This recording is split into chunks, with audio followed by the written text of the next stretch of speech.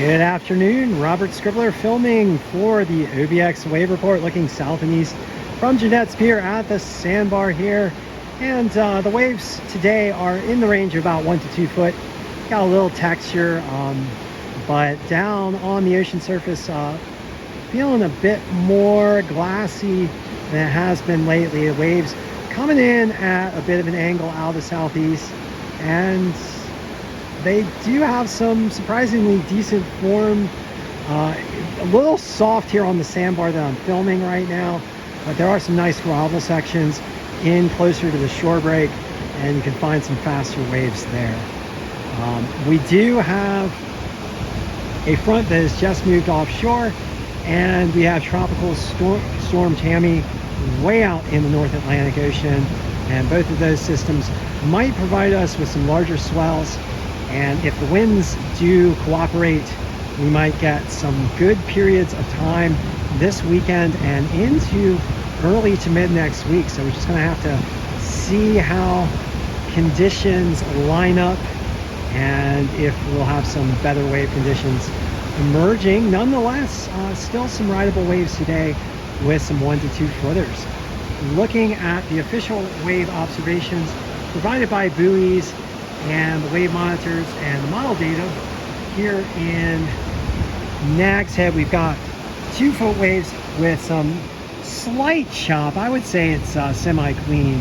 Looks more choppy standing up here than it did in the water, although there is definitely some texture to the waves.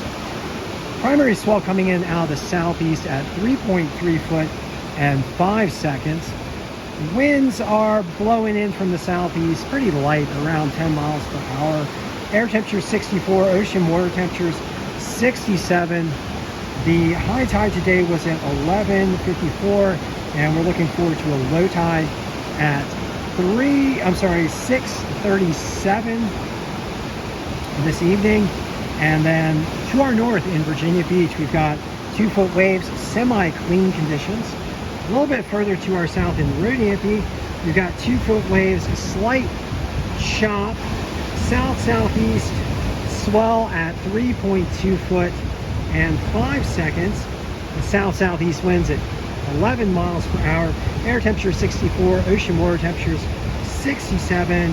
High tide today at 12:30, which has already passed. We're about an hour past 12:30 now.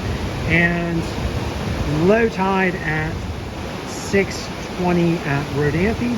And then further to the south in Buxton, 2 foot plus waves with a light texturing. South-southeast swell at 3.4 foot and 6 seconds. South-southwest winds at 8. Air temperature 66, ocean water temperatures 71. High tide today was at 11:55. Low tide 6:34. And last of all at Frisco, 2 to 3 foot waves, semi-glassy conditions.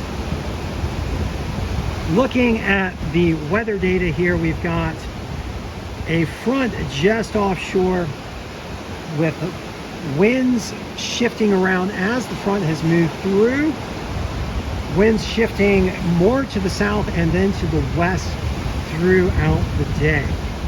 Surf should clean up as we get into evening, and then tomorrow looks like maybe a choppy section or period of time in the morning time, and larger, more clean waves in the afternoon.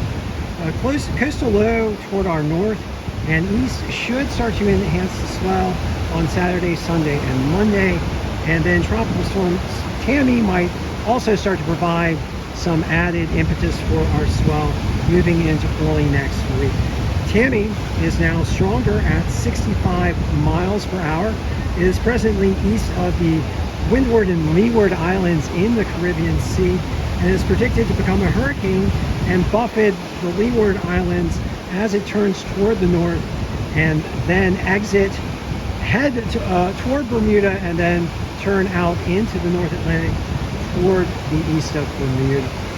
All right, so that does provide us with a good assessment of conditions and potential for better surf conditions for Saturday and Sunday and into Monday.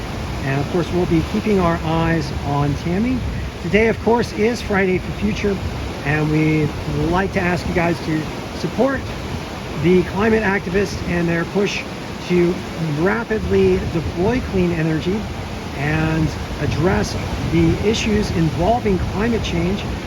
Some of these issues do threaten our coastlines, to include sea level rise, more intense storms, and ocean acidification.